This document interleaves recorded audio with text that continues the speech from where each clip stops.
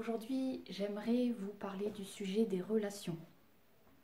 Euh, Souvent, quand on est dans la spiritualité, on a eu une espèce d'évolution, de changement de notre être, qui est l'éveil, et il se pose souvent cette question de que deviennent mes relations? Parce que on avait des amis avant qui étaient qui l'on était, sauf qu'on a vécu un processus de transformation. Et après, quand on retourne vers ses amis, on ressent un décalage. Ça peut être amis, ça peut être famille, ça peut être toute forme de relation. Euh, et là, il y a un truc que je vois beaucoup, et j'en fais complètement partie. Euh, il y a une espèce d'étiquette qu'on a collée sur chaque relation, qui est ça c'est mon ami d'enfance, ça c'est ma mère, ça c'est mes frères, euh, ça c'est mon groupe d'amis. Et on a construit quelque part une forme d'identité collée à ces relations-là, qui représente un peu dans notre inconscient notre sécurité. C'est-à-dire que si je vais mal, j'ai ces gens-là qui comptent pour moi, et si je vais mal quelque part, ces gens-là vont prendre soin de moi. Donc c'est notre collectivité quelque part, c'est notre espace commun. C'est hyper naturel. On a tous besoin en tant qu'être humain du collectif, voilà, du clan en fait.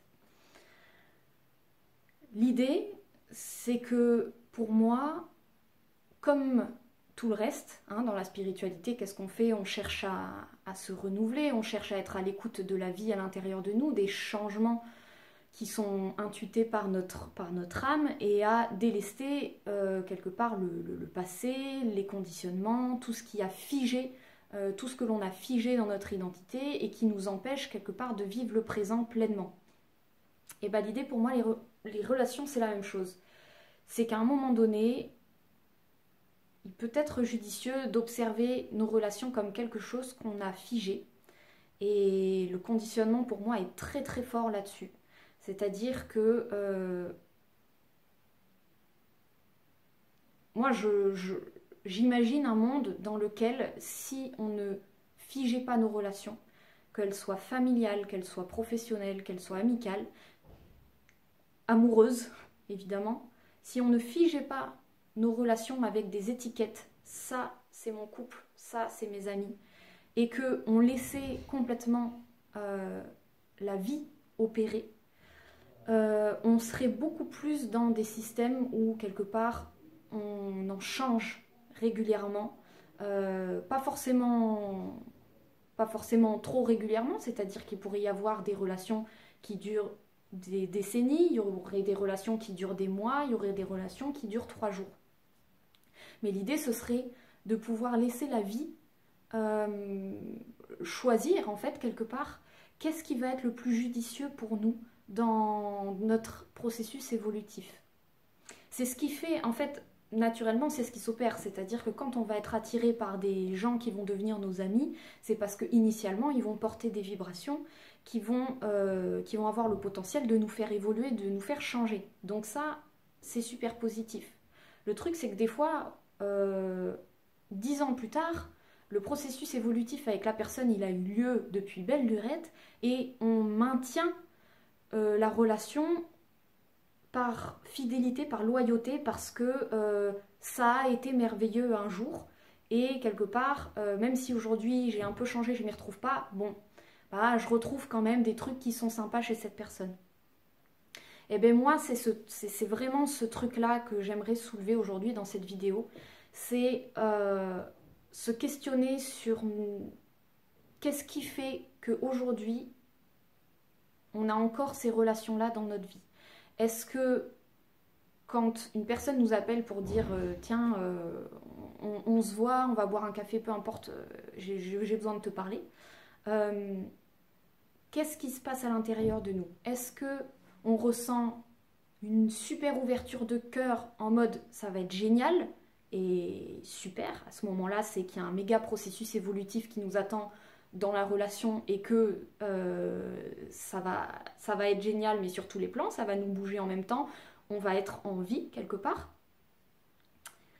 Ou est-ce que quand la personne nous propose ça, il y a un truc qui s'éteint et derrière, c'est assez rapide le processus, une petite voix qui vient nous dire ouais, mais tu le connais bien, c'est ton pote. Ouais, mais attends, là, il a besoin de toi. Euh, ouais, bah, ça peut quand même être un peu fun. Euh,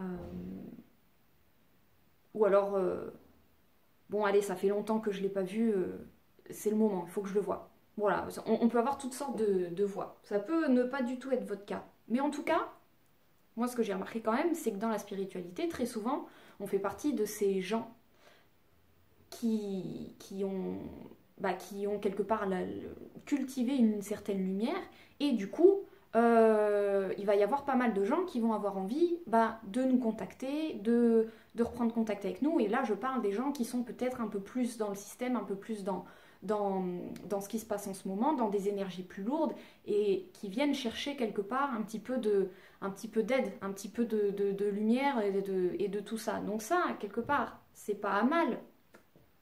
C'est pas à mal, mais pour moi, il existe des métiers qui sont thérapeutes, accompagnants, coachs, tout ce que vous voulez, qui font ce job-là, qui sont ces lumières, qui viennent aider, supporter dans des moments difficiles,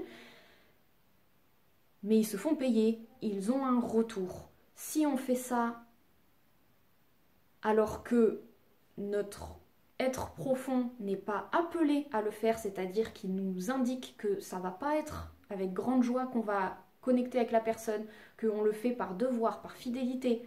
Je parle là aussi des parents, évidemment, parce que très souvent c'est le cas. Les parents, on répond beaucoup à des fidélités. Oui, mais attends, c'est ma mère. Euh, Elle m'a offert la vie. Je suis obligée de répondre à sa demande d'aide. Fidélité. C'est pas simple du tout ce sujet-là. On est dans le sujet Vénus-Pluton astrologiquement, qui est en train de beaucoup travailler depuis décembre, là où on a eu cette conjonction jusque fin février, on va avoir à nouveau cette conjonction. Là, on est dans une période où Vénus rétrograde, donc on est dans tous ces questionnements de et moi là-dedans, est-ce que cette relation, elle me fait du bien? Et là, moi, ce que j'aimerais apporter aujourd'hui dans cette vidéo, c'est le la vérité, en fait, que l'on a à chaque instant qui nous est soufflé de est-ce que tu prends plaisir à connecter avec cette personne réellement en enlevant toutes les voix? Est-ce que ton corps se met en vie? Est-ce que ta joie s'anime? Est-ce que tu ressens la vie en fait tout simplement s'activer? Si tu ressens ça, c'est génial, c'est que c'est la bonne personne, va y avoir un super processus évolutif alors pour les deux. Ça dépend, peut-être que l'autre ressent pas ça, ou alors elle ressent ça, et là c'est super. Et c'est ce qui forme les couples. Généralement, un couple, qu'est-ce qui se passe? C'est qu'on va avoir la rencontre de deux énergies qui ont énormément de potentiel à s'échanger, et sur plusieurs plans évolutifs. Donc il va y avoir vraiment une animation, ce qu'on va appeler communément l'amour. En fait, qu'est-ce que c'est? C'est effectivement de l'amour, mais c'est le processus d'évolution qui s'active très très fort. La libido, la sexualité, l'énergie de vie, il y a quelque chose qui s'active quand les deux personnes s'approchent. Donc super. Et des fois, ce processus d'évolution, il peut prendre des années. Donc c'est génial. Pendant des années, on va avoir de la joie, du conflit, des pleurs, de la passion, plein de choses qui vont se passer avec cette personne, jusqu'à ce que petit à petit, dans l'évolution, on finisse par reconnaître l'expérience, reconnaître la boucle et finalement dire ça y est, je connais bien cette personne, je la connais par cœur. Alors là, j'ai basculé sur le sujet du couple, mais j'ai vécu ça de manière cyclique. Et là, on rentre dans une deuxième phase de la relation qui est je commence à voir les mauvais côtés de la personne, entre guillemets. Je commence à lui trouver pas mal de défauts, je commence à être embêtée par cette personne. Excellent signe, c'est que le travail évolutif, il a été fait et qu'on rentre dans la phase tout simplement où les deux êtres, ils ont fait ça, ça a presque fusionné par moments, il y a eu de beaux échanges et puis là, ça commence à être trop près, les énergies commencent à se gêner, donc on commence à être dérangé par l'autre, donc on va avoir des pensées de putain, il m'emmerde là-dessus, elle est chiante sur ça, j'aimerais plus d'espace, on va commencer à avoir des pensées d'évasion, oh, j'aimerais bien avoir 2 semaines tranquilles là sans que personne me parle, voilà, des trucs comme ça qui viennent et puis après on va se culpabiliser de mais non, quand même, peut-être que je devrais faire ça en couple, ou peut-être que j'ai pas vu mes amis, il faudrait que je le fasse. En fait, c'est juste le moment où notre âme est en train de nous signaler, ça y est, l'expérience évolutive a été très riche, tu peux commencer à entamer l'autre direction, c'est-à-dire la direction de je reprends mon espace. Je reprends mon espace, c'est quoi? C'est je reconnecte avec moi-même. Et c'est super parce que c'est un nouveau moi. C'est-à-dire qu'une fois que le processus évolutif il a eu lieu, quand on s'éloigne de la personne, on découvre des nouvelles facettes de nous qui n'étaient pas là avant. Donc merci à la relation, merci et grande gratitude à cette personne parce qu'elle nous a fait découvrir des parts de nous. Elle nous a tout simplement, c'est tout ce qu'on a admiré au début de l'autre, que ce soit ami ou couple, qu'on a intégré, qu'on a absorbé de manière énergétique, on a vu la personne faire, il y a eu de la transmission. Et du coup, une fois que c'est en nous, quelque part, quand on est au contact de l'autre, on n'est plus nourri puisque ça y est, c'est acquis. Donc, on se retrouve qu'avec quelque part les défauts, entre guillemets. C'est pas les défauts, c'est en fait la partie de l'autre qui ne nous anime pas forcément. Donc, à ce moment-là, l'idée, c'est de retourner vers soi, d'écouter son âme, là, qui nous envoie des images de retraite spirituelle ou de trucs dans lesquels on est seul et on se découvre et c'est génial. Super, notre vie, notre vitalité, notre processus évolutif, il est là-dedans. On y va. L'idée, c'est pas de se dire, si j'y vais, ça y est, c'est rupture du couple, c'est terminé. C'est rupture des amis, c'est terminé. C'est ouvrir à la possibilité que quand on retourne dans cet espace de solitude, mais qui est en fait le contact avec la présence intérieure, c'est qu'il y a toutes les possibilités qui se réouvrent. Parce que ce qui se passe, c'est que quand, dans le couple par exemple, on retourne dans notre espace, le couple c'est un miroir. Donc le moment où on décide de retourner dans notre espace, l'autre, il fait exactement la même chose. Il récupère son plein potentiel, il reconnecte aux parts de lui qu'il ne voyait plus. Il ne voyait plus parce que quelque part, c'est assez simple, je pense que vous comprenez le schéma, mais en gros, si l'autre il est dans nos parages, il empêche de connecter à qui on est vraiment, à notre centre, parce que c'est la solitude quelque part qui permet de reconnecter à nous-mêmes.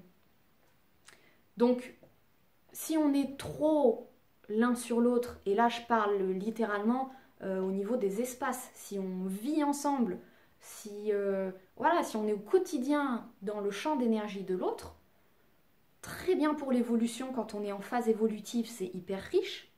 Quand on est en phase où l'évolution, le cycle d'évolution, elle est passée, c'est bien de se retrouver son espace individuel. Et c'est pour ça que pour moi, personnellement, ma vision du couple, déjà, j'appelle plus ça un couple dans mon système parce que c'est une étiquette.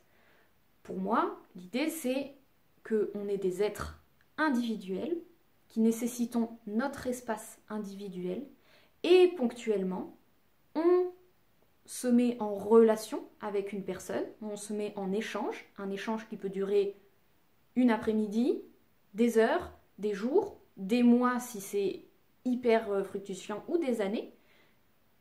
Et quand c'est terminé, on revient dans notre espace. C'est ce qui se fait en fait de manière complètement naturelle dans la vie. Sauf que là où moi j'aimerais apporter un peu de légèreté dans tous ces sujets parce que c'est assez lourd. c'est d'ouvrir à la possibilité que c'est pas je suis en couple et ensuite quand je retourne dans mon espace, ça y est, rupture, je suis célibataire, j'ai perdu mes amis, c'est fini définitivement. L'idée pour moi, c'est de mettre beaucoup plus de mouvement dans tout ça, c'est-à-dire que le moment où on va retourner en retraite, on bat en retraite, hein, quelque part, c'est ça, mais on en a marre du conflit, parce que c'est ça, hein, la relation, quand on est trop proche, c'est conflit sur conflit. C'est quelque chose qui nous abaisse vibratoirement, qui nous pompe de l'énergie. Quand on retourne chez soi tranquillement, on se renourrit énormément en énergie, on découvre des nouvelles facettes de nous, l'autre y fait pareil. Et là, il y a un nouveau processus évolutif, nouvelle transformation, on devient des nouvelles personnes, des personnes à nouveau différentes. Moi, ce que j'aimerais ouvrir là-dessus, c'est que par moment, quand on aura fait cette transformation, quand on va revoir l'autre, on va avoir à nouveau beaucoup de choses à s'échanger. Et ça, c'est la magie de la vie. C'est que certains couples, comme ça, sont faits pour durer, j'ai envie de dire presque éternellement, ou très très longtemps, parce qu'à chaque fois qu'il y en a un qui évolue et que l'autre évolue, leurs énergies ont à nouveau quelque chose à se dire et à se transmettre. Donc, l'idée, c'est que quand on bat en retraite, pas de s'imaginer, ça y est, mon couple va mal, c'est la fin, c'est la rupture. C'est au contraire s'imaginer, je suis peut-être en train de guérir mon couple. C'est-à-dire que quand je retourne dans mon espace personnel, que je me transforme, il y a deux possibilités. C'est que quand j'en sors, l'autre, il a effectué une transformation. C'est génial, je retrouve à nouveau la magie, la magie du couple, la magie de l'amour, la magie de tout ce que je pouvais trouver avant. Et hop, on repart dans un nouveau cycle évolutif où je me suis transformée, l'autre ne s'est pas forcément transformé ou s'est transformé sur un autre plan ou a choisi d'être en résistance. Et à ce moment-là, on n'est plus attiré. Et ça va être assez simple parce que quelque part, on aura reçu cette transformation, donc on n'aura plus envie de retourner avec l'autre. Donc ça, c'est un processus qu'on peut tous ressentir. Et quand on vit à deux, on peut le ressentir en mini. Je vous fais le schéma, c'est hop, on devient trop proche, conflit, on se fait la guerre, pouf, chacun repart de son côté. On récupère quelque chose de neuf, ça nous fait du bien. Et puis hop, d'un coup, la personne commence à... On la voit différemment, on a envie d'y aller, on a envie d'y retourner, on a envie de retourner avec la personne. C'est chimique, on est content de passer un bon moment parce que c'est bon, on s'est disputé, voilà, il y a eu ce moment de blanc et tout. Quand on revoit la personne, ah ça y est, on repart sur un nouveau cycle. Donc il y a des mini-cycles comme ça quand on vit ensemble au quotidien qui se vivent de manière très accélérée. L'idée, c'est d'avoir simplement la conscience que des fois, on peut vivre des mini-cycles. Des fois, on a besoin de plus gros cycles. Et savoir où on en est là-dessus. Quel est l'indicateur? C'est tout simplement la fréquence des conflits, la fréquence de notre envie de s'en aller. Et moi, ce que je trouve dommage, c'est que très souvent, dans le couple, on attend le breakdown, quoi. On attend le moment où on n'en peut plus du tout, à 100%, la personne. Alors là, je fais des généralités, bien sûr qu'il y a des couples qui savent, qui ont tout ça, c'est toujours pareil. Il y a des gens, ils ont la connaissance de manière incarnée et ils vivent le truc de manière très saine. Voilà, mais en tout cas, vu qu'en ce moment, c'est un peu ce qui se travaille au niveau de Vénus rétrograde, il y a des forts changements relationnels. Ça peut être intéressant d'observer tout ça. Ce qui fait peur, évidemment, dans ces sujets-là, c'est la fin de la relation, la fin des relations amicales. C'est quand notre processus évolutif s'est fait à l'intérieur de nous, il y a eu une belle transformation, une grosse transformation. Très souvent, post-éveil, on a vraiment un décalage gigantesque avec notre environnement relationnel. Quand on retourne vers les gens, c'est incroyable comme on voit des choses qu'on ne voyait pas avant et quelque part on s'y retrouve plus forcément. Et bien là, moi aussi à nouveau, j'aimerais mettre un petit peu de légèreté dans ce processus-là, plutôt que de continuer à voir la personne par fidélité, comme j'ai cité au début, bah, l'idée, c'est d'ouvrir à la possibilité que ça y est, mon énergie, elle a changé. Je vais pouvoir m'ouvrir à une nouvelle relation. Ce qu'il faut comprendre, c'est que, et c'est ok en fait, c'est le processus de mort et de renaissance. La relation est terminée, il y a une nouvelle personne qui va entrer dans notre vie. Ce qui est intéressant à comprendre, c'est que sur le plan des relations, pour moi, on a un nombre limité. C'est-à-dire que la personne qui est en couple, enfin qui est notre partenaire, prend une place. La personne qui est notre meilleure amie prend une place. La personne qui est notre amie de déconnade prend une place. Nos parents prennent une place. Donc, en fait, on a des places réservées. On peut imaginer des sièges autour de nous. Et les personnes qu'on connaît prennent ces places. Donc vous imaginez bien que quand il y a eu ce processus de transformation alchimique hyper intense à l'intérieur de nous et qu'on se retrouve en décalage avec notre environnement, si on n'accepte pas à un moment donné la mort de la relation, si on n'accepte pas ce décalage, la vérité qui nous saute aux yeux, qui nous dit tu ne prends plus plaisir à aller voir cette personne, à connecter avec cette personne-là, si on ne fait pas cette acceptation-là de bah c'est ok, j'en change, on maintient et qu'on maintient cette personne dans notre environnement, et des fois ça peut être maintenu par des choses aussi simples qu'un SMS de temps en temps, un coup de fil de temps en temps.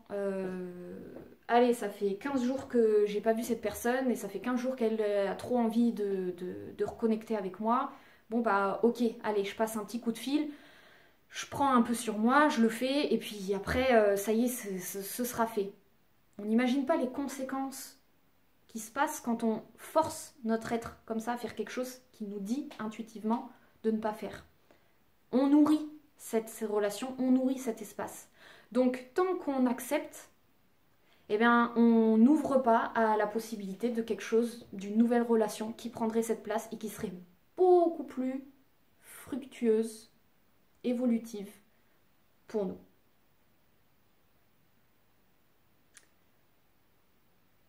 C'est pour moi la même chose. Et là, je vais rentrer dans un sujet peut-être, en tout cas, sensible pour moi parce que c'est pas évident à accepter d'un point de vue humain, hein, parce que je parle beaucoup de choses très plutoniennes. Hein. Comment dire, faut ressentir un certain détachement pour accepter ce genre de choses.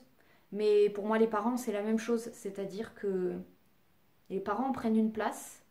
Nos parents, que ce soit biologiques ou pas, prennent une forme de place. Si on a été élevé par notre grand-mère, elle prend la place d'une mère, peu importe. Et là, évidemment que le décalage, il est énorme, il est générationnel. Il est juste, parce que les personnes, nos parents, nos grands-parents, peu importe, prennent une place qui est utile dans notre cheminement, qui nous fait raisonner à des choses beaucoup plus denses de notre être, parce qu'il y a un décalage plus important. Super. Maintenant, c'est pareil, c'est une histoire de place. Si on n'a plus nos parents, il est tout à fait possible d'avoir des personnes qui prennent la place de nos parents et de manière beaucoup plus juste, beaucoup plus évolutive pour nous. Et ça, pareil, la vie, elle l'opère de manière naturelle, sans qu'on s'en rende compte. Des fois, il y a des... L'autre jour, je regardais un documentaire qui représentait exactement ça. C'était une jeune fille qui était partie dans un pays différent de son pays d'origine pour devenir une athlète professionnelle. Ses parents lui manquaient terriblement, c'était une adolescente. Et bien, à l'endroit où elle a été, elle a trouvé un couple qui l'a hébergée tout le temps de son entraînement, qui était comme ses parents, qui a pris cette énergie de parents. Et le couple avait leur enfant qui était pareil, parti très loin. Et il leur manquait terriblement. Ils se sont trouvés. Et donc, quelque part, c'est simplement pour nourrir cette pensée que la vie, elle est abondante en relation, elle est abondante en personnes, en humains, et que plus on s'ouvre à cette idée-là, plus il va être facile de relâcher du lest sur les relations dans notre quotidien, dans notre environnement, qui peuvent nous abaisser plus que nécessaire, nous abaisser vibratoirement, nous alourdir, là où peut-être que d'autres relations nous feraient travailler les mêmes sujets, mais en même temps nous apporteraient beaucoup de joie et seraient beaucoup plus justes pour nous. C'est simplement une histoire de décalage vibratoire pour moi. C'est que très souvent c'est ce qui se passe, et moi je le vois, mais tout le temps en fait, dans les soins, les gens que je reçois, on a vécu une transformation spirituelle et on se retrouve avec un gros décalage avec les gens qui n'ont pas encore vécu cet éveil et du coup en plus ben voilà, une fois sur deux, elles aiment bien notre présence parce qu'on apporte des enseignements, on apporte des choses, on apporte des nouvelles perspectives, on nourrit énergétiquement, donc c'est génial pour ces personnes-là. Mais moi, j'appelle à tous ceux qui se sont transformés et qui se sont réveillés. Écoutons notre âme qui est prête à aller connecter à des gens qui ont fait ce même travail. Et les gens qui n'ont pas encore fait ce travail-là, c'est hyper juste parce que quand on disparaît de leur champ, on leur enlève la béquille que l'on est quelque part, on leur enlève un secours. C'est nous qui vont venir voir quand ils ont besoin d'être éclairés. Si on disparaît de leur environnement, c'est l'intérieur qui va commencer à faire ce rôle-là. Donc c'est un cadeau qu'on leur fait. Il y a ça aussi. C'est évidemment qu'apprendre le détachement relationnel quand une relation n'est plus juste pour nous, ça va être hyper juste pour l'autre aussi. Et ça va être dur au début, tout dépend si la personne a son identité placée au niveau de son ego, si on peut le dire comme ça. À ce moment-là, ça va être très dur, l'abandon. Par contre, si la personne est déjà connectée à son âme, il n'y a pas de souci, elle va retomber sur ses pattes. Au contraire, ça va être un grand cadeau. Donc effectivement, ça, tout dépend des relations qu'on laisse derrière. Si on laisse une relation où la personne était dans un processus égotique, elle risque de très mal vivre notre abandon, notre désertation relationnelle, contre-attaquer, nous accuser d'être mauvais, d'avoir été... voilà, on peut recevoir toute forme d'attaque, vraiment. C'est normal, c'est parce que c'est vécu de manière très douloureuse pour la personne puisqu'elle est dans l'ego. Donc elle est dans un processus de survie. Donc c'est comme si en partant, vous lui enlevez la vie, vraiment, vous lui enlevez la survie. Donc il va y avoir vraiment un processus de contre-attaque. Si par contre la personne, elle a déjà fait un processus d'éveil intérieur, elle sera capable de voir que vous désertez et de se remettre en question et de se dire, bon ok, peut-être qu'effectivement, cette relation n'était même plus très juste pour moi aussi. Et la chose va être vécue de manière beaucoup plus douce. Voilà. Il y a tous les cas de figure. Mais l'idée, c'est de comprendre que dans tous les cas, le meilleur des cadeaux que vous puissiez faire à ces personnes-là, qui peuvent se retrouver des fois en détresse, qui peuvent demander votre aide, c'est d'écouter votre âme, votre envie, votre corps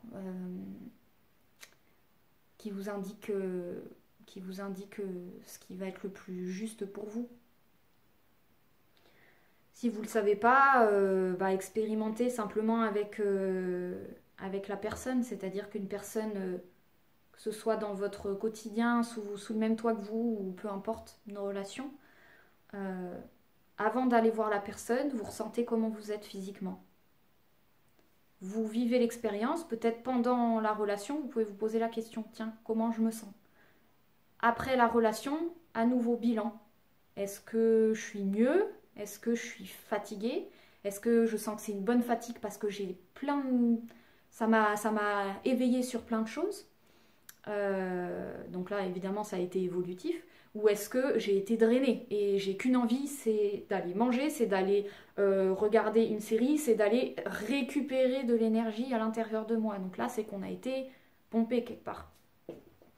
Donc le parasitage, entre guillemets, relationnel, il est gigantesque dans notre monde parce qu'on a des conditionnements sur le fait d'être en couple ou pas, alors que pour moi, si on enlève ces étiquettes-là, on est simplement des individus qui entrons en relation avec certaines personnes à un moment donné de notre vie, et ce serait beaucoup plus juste si on se laissait beaucoup plus libre de ressentir si à chaque instant on a envie à nouveau d'être avec cette personne ou pas. Et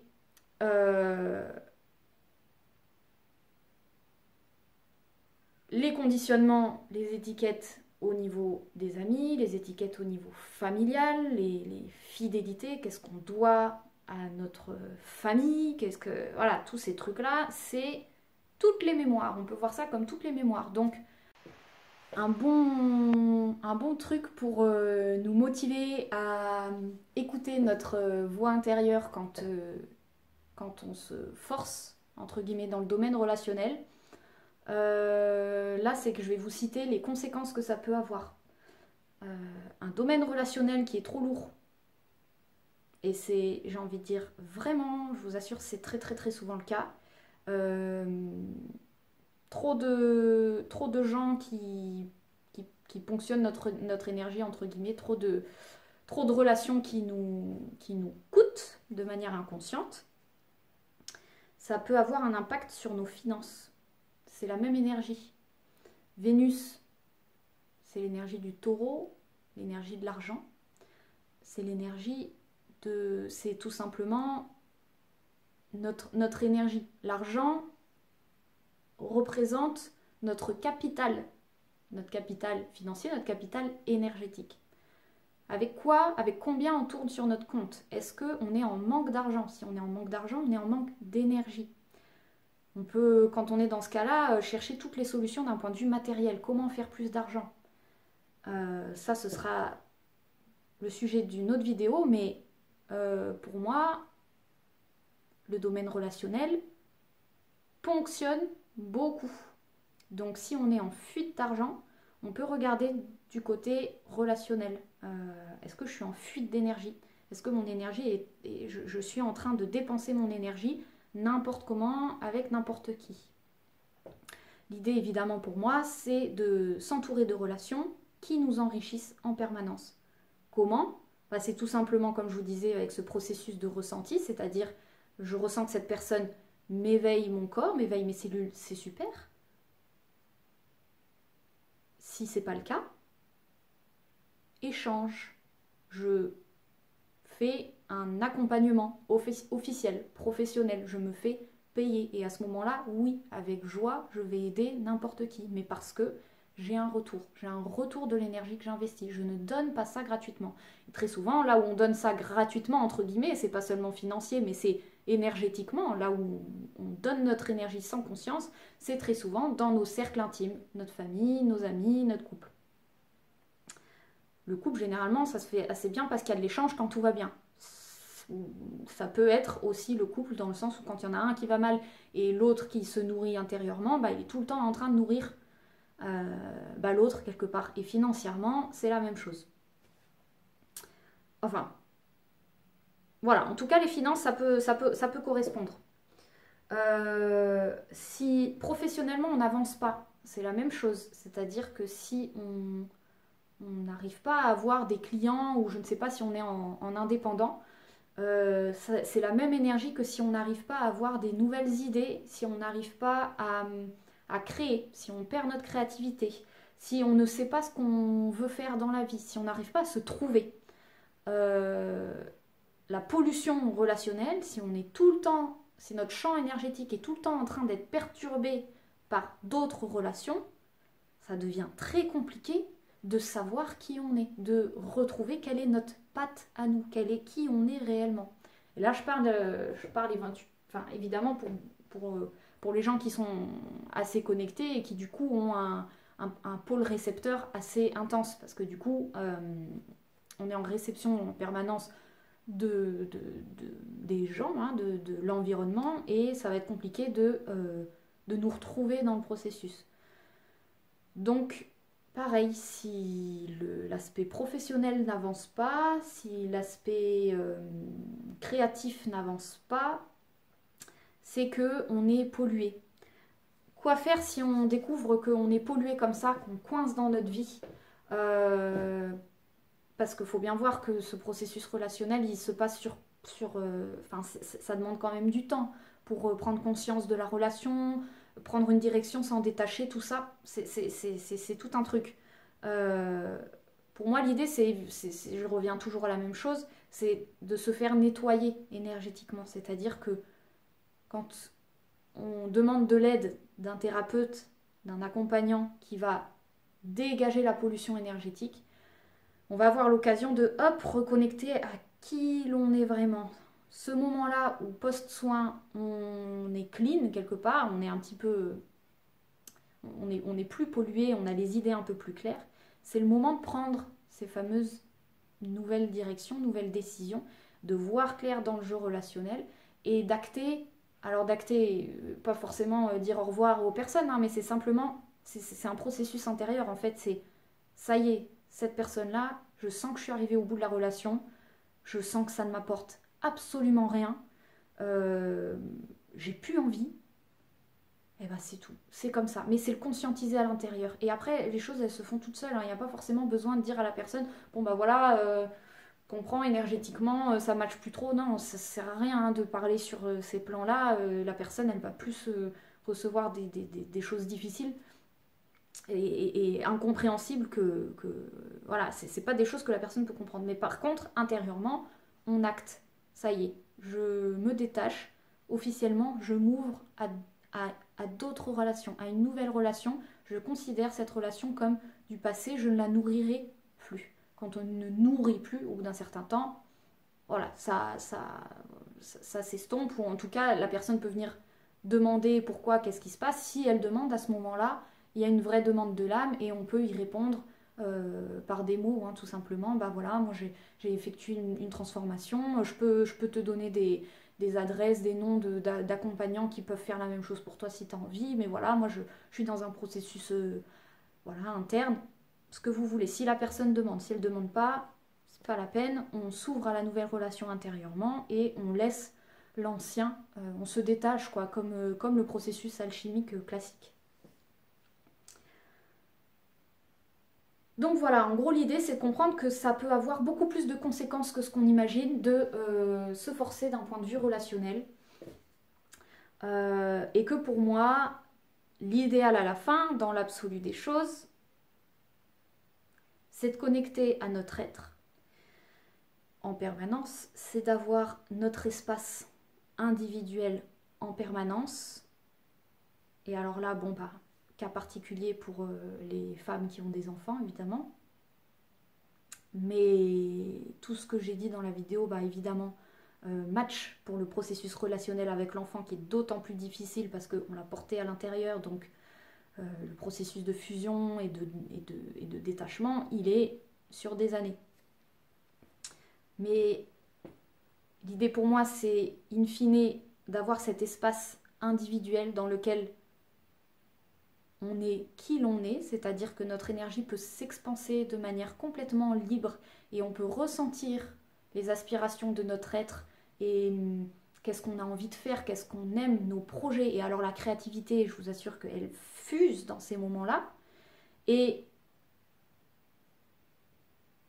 ponctuellement, on est attiré par une personne, hop, on y va, processus évolutif, et on retourne intégrer l'expérience qu'on a reçue.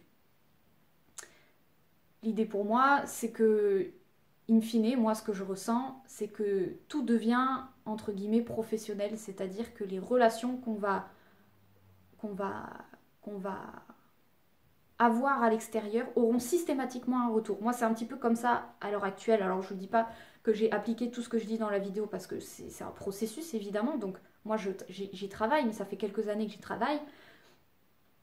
Et aujourd'hui, la majorité, mais vraiment une grande, grande majorité des relations que j'ai sont nourrissantes pour moi. Sont nourrissantes pour moi soit d'un aspect financier, donc les soins tout simplement, il y a un échange et puis je reçois quelque chose en retour. Mais des fois ça peut être une personne qui, ça match au niveau évolutif et on entame un petit partenariat. quelque chose. Mais à nouveau, c'est pour ça que pour moi, ça revient beaucoup à la sphère professionnelle. C'est on entame un projet créatif, il y a quelque chose qui est construit. Donc on arrive dans un phénomène où on est en construction permanente de quelque chose et quelque part, voilà, où on a éliminé un petit peu ce qu'on pourrait appeler le parasitage, ou en tout cas les relations qui vont nous drainer et qui vont faire que derrière, au lieu d'être créatif chez nous, on va être plutôt en reconstitution de notre énergie. Il y a beaucoup, beaucoup de temps perdu à reconstruire notre énergie suite à un échange relationnel. L'échange relationnel est hyper riche, hyper intense. Quand deux personnes rentrent en contact, le nombre d'interactions alchimiques qui se font, inconscientes et conscientes, tout ce qui se transforme à l'intérieur du corps est énorme. Pour moi, c'est une évidence qu'en tant qu'être humain, il est primordial d'avoir notre espace intérieur, notre espace, notre maison, notre logement individuel pour que on puisse se reconstruire après chaque échange relationnel. Et de cette base-là, aménager un espace relationnel qui soit toujours dans l'échange juste. Voilà, bon voilà, je ne veux pas vous faire un dessin, vous avez compris l'échange juste. Dans l'absolu des choses. Et là, on arrive dans un processus de vie où c'est hyper... tout devient hyper nourrissant, hyper évolutif. Et évidemment, avec cette idée que on en change. On peut changer de logement, on peut changer de relation, tout peut changer d'une minute à l'autre, et de rester connecté comme ça au présent et à ce que notre être intérieur nous indique de ce qui est le plus juste pour nous. Mais pour pouvoir entendre ça, encore une fois, c'est beaucoup plus simple de le faire quand on est dans un espace de solitude, dans un espace où vraiment on n'entend que notre énergie. Pour pouvoir commencer à la comprendre, ça demande un petit peu de temps. Voilà, donc évidemment, si on travaille à l'extérieur, le moment où on va en course, à chaque fois qu'on a une interaction avec l'extérieur, on se mélange les énergies, c'est normal, c'est le processus évolutif, mais c'est pas un moment où on apprend à être qui on est et où on prend les décisions importantes pour notre vie. Donc voilà, c'était tout ce que j'avais envie d'aborder aujourd'hui. Du coup, Vénus actuellement est rétrograde dans le ciel, donc c'est toutes ces questions relationnelles. Le nœud nord et le nœud sud sont passés depuis le 18 janvier en taureau, nœud nord taureau, nœud sud scorpion, donc génial parce que du coup, c'est justement toutes ces questions-là, hein. Vénus étant la planète du taureau, on est quand même sur la relation, développer notre territoire, et sur tous les sujets d'argent, évidemment, comme je vous disais, qui sont la même énergie. Donc ça, c'est une vidéo que je ferai plus tard. Et donc Vénus rétrograde, elle repasse direct fin janvier, je crois. Donc rétrograde, c'est quand on observe, on est un petit peu dans des questionnements, justement, sur tout ce qui se passe. Direct, c'est quand quelque part, on retourne dans l'expérience, et là, on met en place ce qu'on a reçu pendant la rétrogradation. Elle repasse direct et fin février, elle retrouve Pluton en conjonction, la même conjonction qu'on a eue en décembre.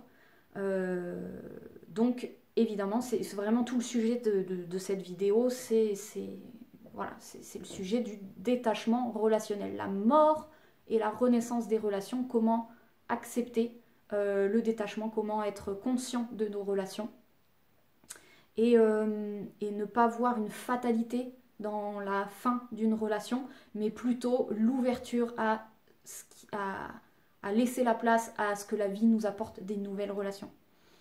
Voilà, est-ce qu'on se place du côté de la mort, ce qui est dur à vivre, ou est-ce qu'on se place du côté de la vie? Ouais, je perds ça, mais il y a quelque chose de nouveau derrière, mais il faut que j'accepte de le perdre. En plus, fin février, il y aura Mars qui va rentrer sur cette conjonction. Donc, big moment, parce que Mars Ben, pour moi, ça va être un espèce de catalyseur là-dedans. C'est-à-dire que déjà Vénus-Pluton, c'est pas simple comme questionnement. Quand on rajoute Mars dans la sauce, ben Mars, c'est l'énergie sexuelle, c'est la vitalité. Donc Mars, ça n'a pas le temps, bah, pour le coup, ça acte, hein. Ça acte, ça vitalise le processus. Donc voilà, on peut imaginer que ça il peut y avoir des trucs explosifs aussi. Et ça peut être hyper positif si on prend le penchant de voir les choses en conscience et et d'être vraiment dans l'acceptation de cette transformation qui se passe. Voilà. Euh, la petite note de fin, c'est que j'ai ressenti aussi qu'actuellement, évidemment, ça soulevait aussi les questions de mère-enfant, la relation à notre mère ou la relation à notre enfant, qui est en train de se travailler en parallèle parce que, évidemment, comme je vous le disais tout à l'heure, c'est la relation où le territoire est le moins respecté. La mère nous a portés, donc c'est un processus de vie, c'est un chemin de vie que de construire son territoire face à la mère, que ce soit ou face à l'enfant. Respecter, donc dans le sens de l'enfant, respecter le territoire de l'enfant, accepter quand il nous rejette, ce qui nous renvoie parce que ça nous fait rentrer à l'intérieur de nous et ça nous fait transformer. Ou quand on est face à la mère, bah, accepter de la rejeter, ne pas culpabiliser, ne pas se sentir en fidélité, euh, ne pas nourrir quelque part le lien toxique dans le sens qui ne respecte pas notre espace, et se respecter entièrement dans cet espace-là. Voilà, donc c'est aussi un sujet qui est très actuel. Sur ce, je vous fais plein de gros bisous. Je vous souhaite les meilleurs vœux pour cette année 2022, qu'elle soit riche en conscience, en abondance. Et je vous dis à très bientôt. N'hésitez pas aussi à me donner vos réflexions par rapport au sujet. Je suis hyper intéressée de savoir ce que vous en pensez, de ce que vous ressentez de tout ça, de ce que vous vivez par rapport à tout ça à l'heure actuelle. C'est hyper riche pour moi quand je reçois des témoignages de ce qu'on vit en ce moment, j'adore. Donc voilà. Gros bisous et je vous dis à très vite. Ciao.